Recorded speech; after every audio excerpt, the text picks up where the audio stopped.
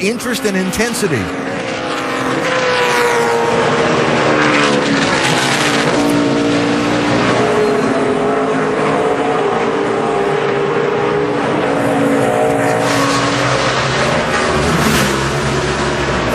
So after his pit stop and after getting shoved out of the lead, A.J. Allmendinger is back in 36th position at the moment. This on his radio a second ago. I'm going to go plus that 22 in his... Oh, watch your grill. Back on track now. Come on. I understand. Yeah, there's some other things too. You know, he went off and drug a lot of that stuff on the track. There's going to be other cars behind him that's going to get all this on their grill too. Not to the extent, but they all have to start watching that water temp because a lot of cars are running off over there and kicking up a lot of grass. Kyle Busch lighting them up a little bit. Chasing Ambrose there for the race lead. There's Jimmy Johnson right behind Kyle.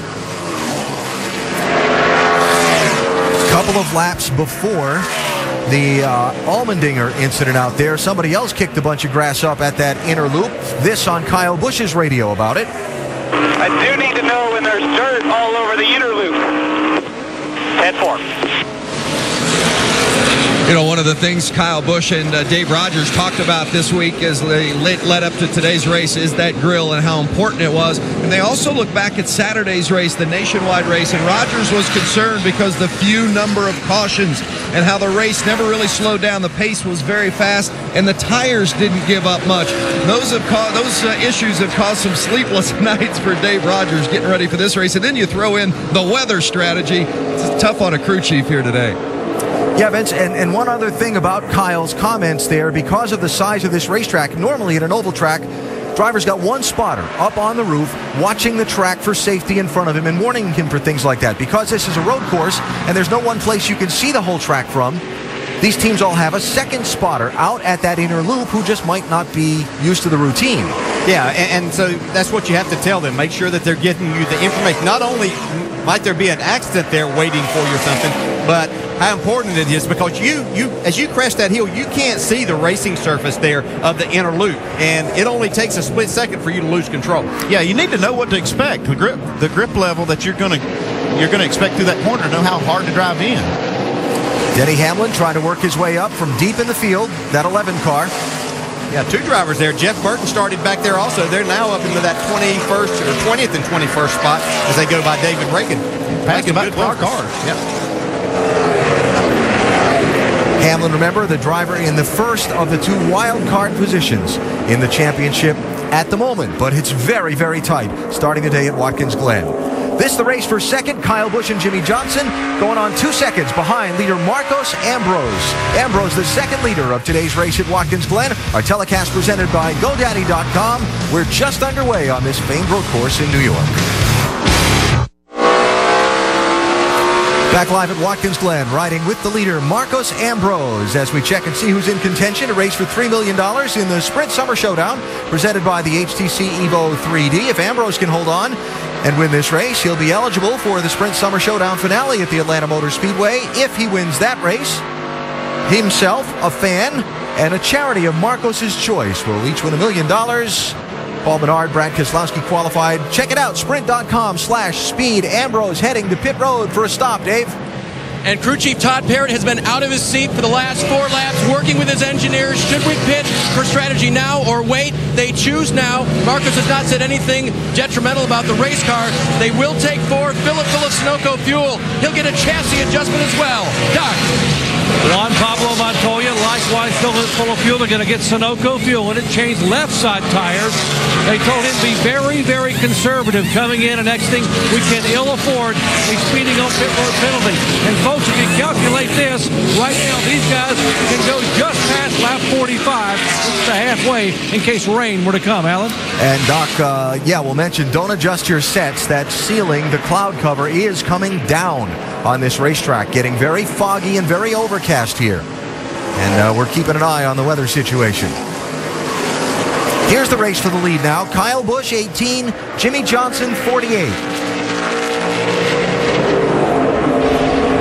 have to wonder how much time these guys will allow to be willing to give up. Jimmy Johnson heading to pit road. He's not going to give them, those guys with fresh tires, that much of an opportunity to gain a lot of time on him. Dave? do. They're going to pit now.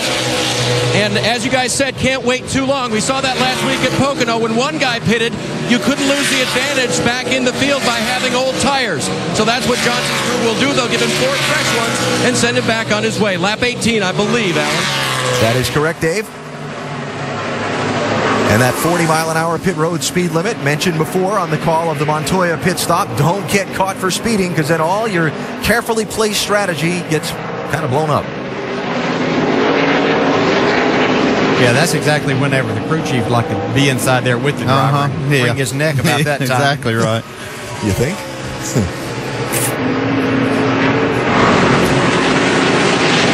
00, David Rudeman. 71, Andy Lally. 42, Montoya.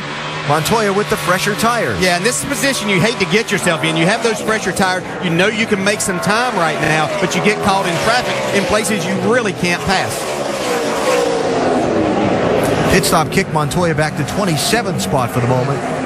But again, a lot of cycling still to come. Well, you can see that weather came down in a hurry. That's just fog. That's really just engulfed the whole track. Yeah.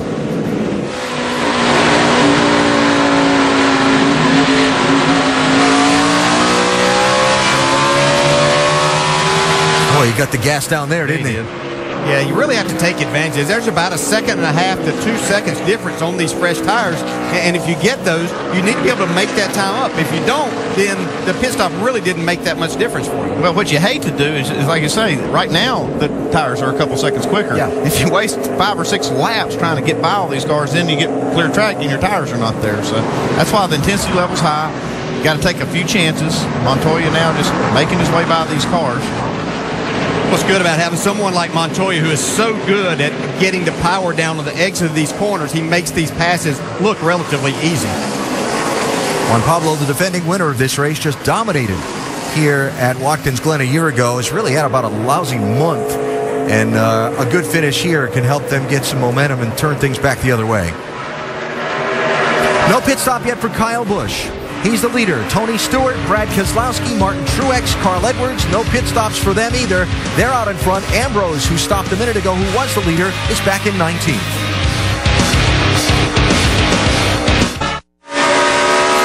Kyle Busch, Brad Keselowski matched up today at Watkins Glen in the DirecTV NASCAR head-to-head knockout. Kyle running first, Brad third at the moment. Don't forget that 32 NASCAR Sprint Cup Series drivers going head-to-head. The fastest 4 match up in Bristol August 27th for the head-to-head knockout championship. Your bracket predictions give you a chance to win $1 million. Drivers playing for the charity of their choice. Check it out. It is the DirecTV NASCAR head-to-head knockout. Got to be impressed with both these drivers. Kyle, so smooth, so strong behind the wheel of that car, and Brad running well on a road course despite that beaten up foot from the testing wreck. See, just how rough it is on his body and in trying to go across these curbings and things, and just doing a fantastic job. Now, here's Jeff Gordon on pit road. Scheduled stop here for the 24. Vince? Jeff Gordon, of course, a multiple-time winner here, 4 wins, but none in the last 9 races. He's pretty happy with the car, said it's a little loose on the left-handers, so they're going to make a 4-tire change. Also going to go 1 round down on the track bar for Jeff Gordon and the 24. Alan? Hi, Vince. Jeff giving up the 7th spot for the pit stop a minute ago.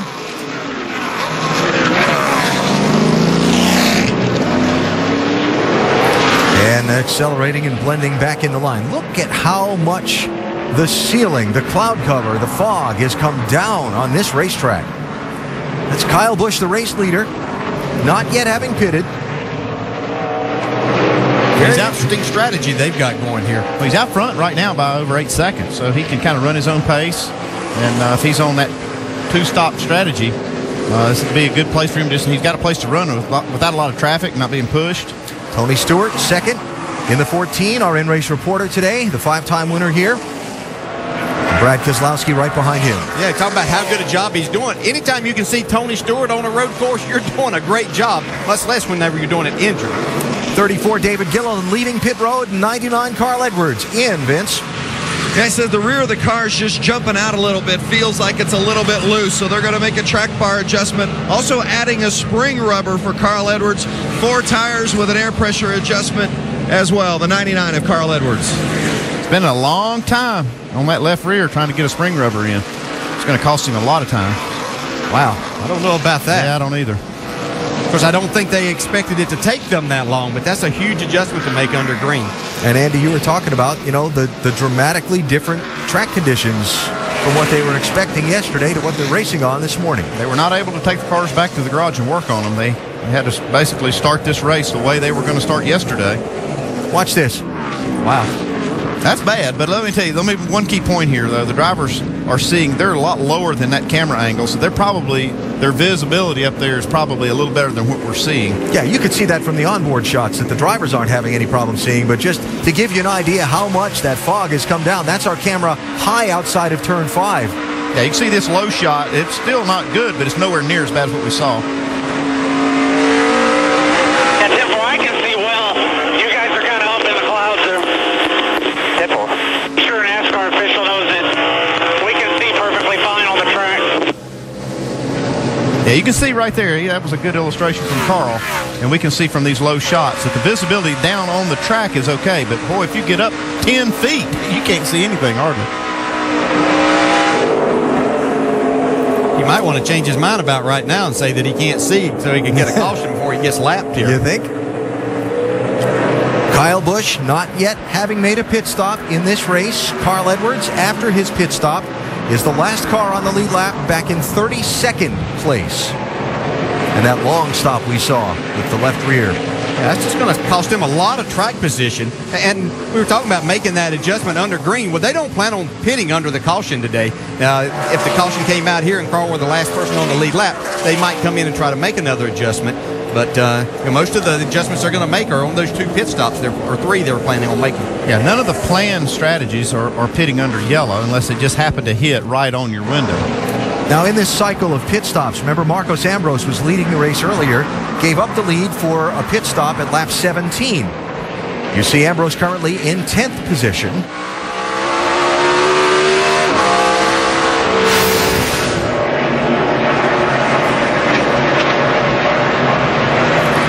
And in trying to work his way up through the traffic, had to dodge a couple of competitors. Yeah, Denny Hamlin there, giving Greg Biffle a little calling card. And he's there and needing to go.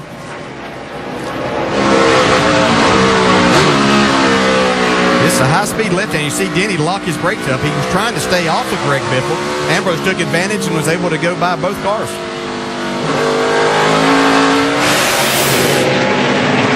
If only all the passes could be that easy, I'm sure Ambrose is saying to himself. Yeah. Nice when they give you a little help. Yeah.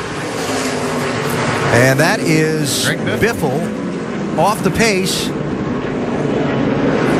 He's got some kind of problem. He could be out of fuel now. We're at 27 laps. Barely out of the bus stop here. Stay to the left. Cars coming hard.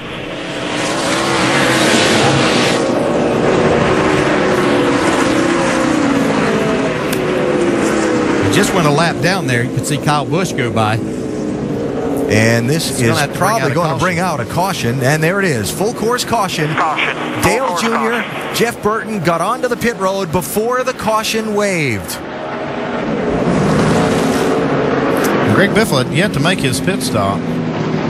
Have to check on David Reagan if he got there before the pit road was closed. But I know Jr. and Jeff Burton were. And the first caution of the race.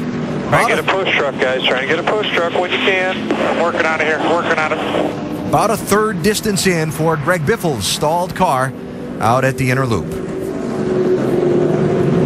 Working. They're coming. So, Andy, Kyle Busch not having pitted under the green. Was this due to their strategy? Well, he's right. Like I said, he's right on their pit window. The next time by will be lap 29. They're going to be really close to being able to make it. I'd be considering making a pit stop. Coming in here under green, though, is going to put you way behind all of these other. Yeah, coming in under caution is going to put him behind, but if he waits till the next lap or two to pit, he's still going to be behind him. Pit, yeah. He'll lose less distance. He'll still lose the spots. But he only has to make one more pit stop. They'll have to make 2. We'll see how this affects the unfolding of the race for Kyle Busch, while Marcos Ambrose sits 8th on the racetrack at the moment, having already made